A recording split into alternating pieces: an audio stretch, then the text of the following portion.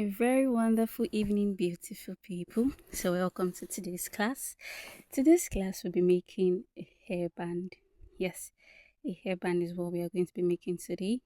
So, for our length, to be using 24 inches, and for our width, to be using 8 inches. Please always add an extra inch or extra seam allowance, please.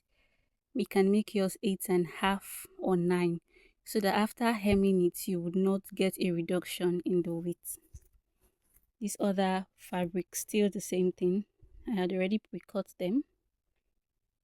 24 by 8 inches, 24 by 8 inches. So go ahead and stitch them from the beginning to the end. Please, front sides facing front side. We are going to stitch with the back. Thank you.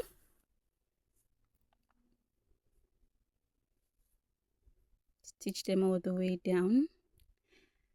So after stitching it, we are going to turn it inside out.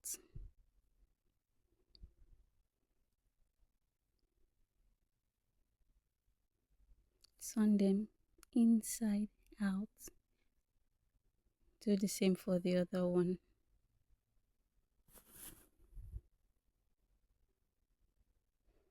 And please use a stretchy fabric for this hairband. Use a stretchy fabric, please. If you don't use a stretchy fabric, it won't fit the person's head perfectly.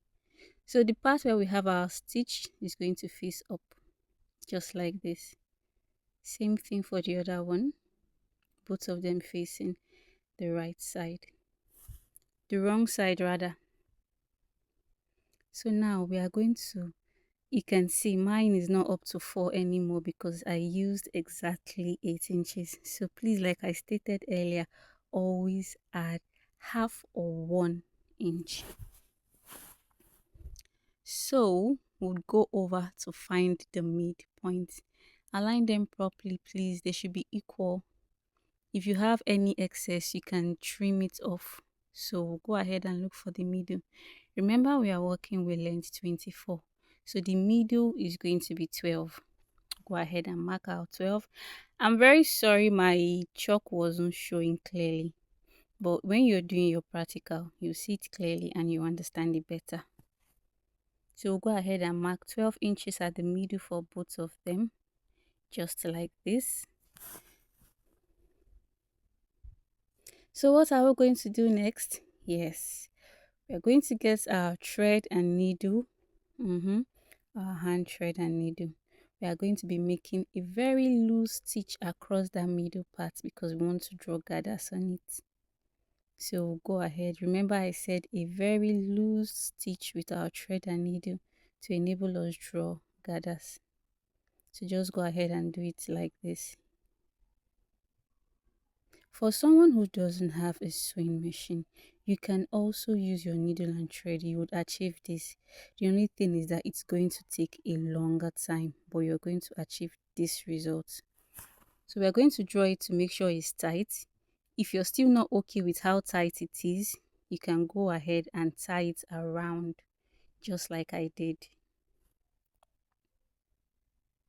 Tie it till it's strong. It has to be very strong so that it doesn't pull.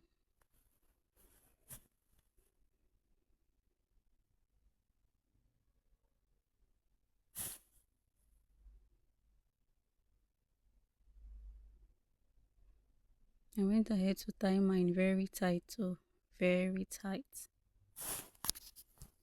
Go ahead and cut it. So now this is what we have. Bring one part, cross it over to the other side, take the other part, cross it over to the other side. Yes, that's the magic we just did right now. So let me go over it again. Basically what we are doing is just crisscrossing them. You bring one from the other edge, take it to the other part, from the upper edge to the lower side, upper edge to the lower side, just like this. This is where most of my students find very confusing, so I took my time to explain it. Let's go over it again.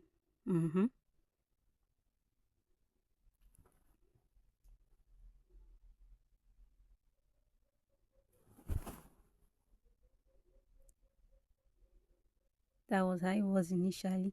Up to down, up to down. So that's basically it. Then you go ahead to pin it. But here I'm going to make a slight correction. I'm going to make a slight correction.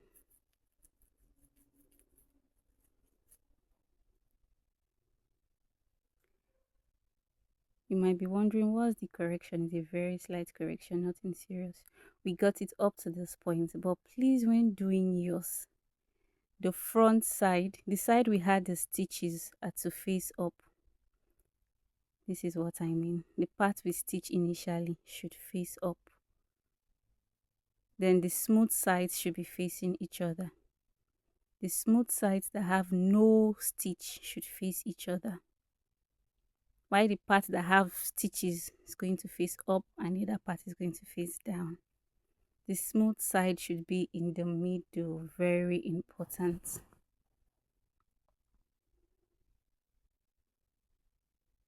So we are going to go ahead and pin it all the way down.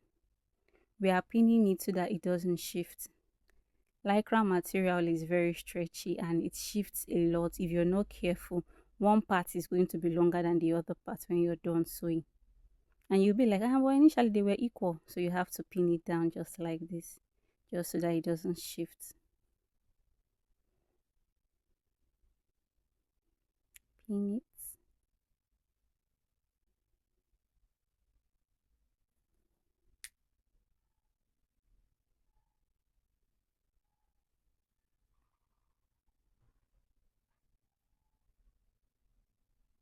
Yes, so now we are going to go over to our sewing machine, run it all the way through.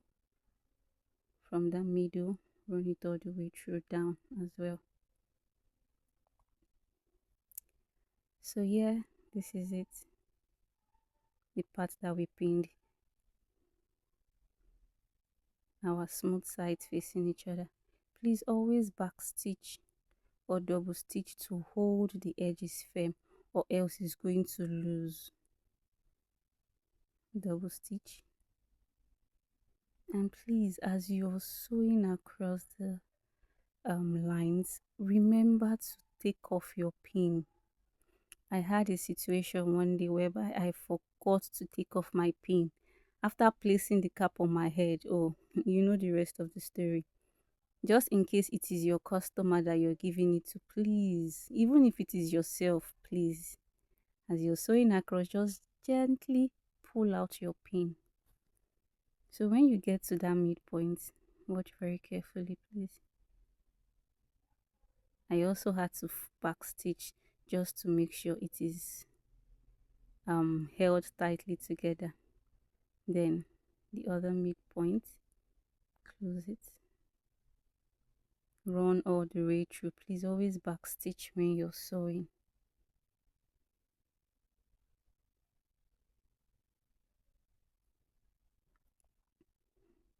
Take out your pin, oh, take out your pin.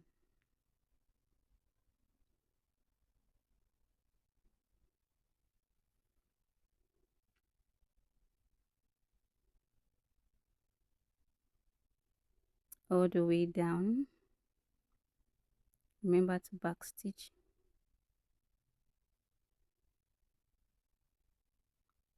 Good. Over to our table.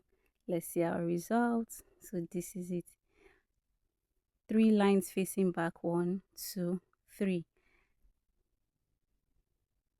Why this side is the smooth side. Yes. So this is what we are going to have. Then we'll go ahead and join it together. Please feel free to weave it as well so that your work is going to look neat. Don't be like your coach that will say, it's me that is wearing it, I will not weave it. Just in case a customer sees that particular one on your head and the person wants it. Yes, so please always weave when you're done.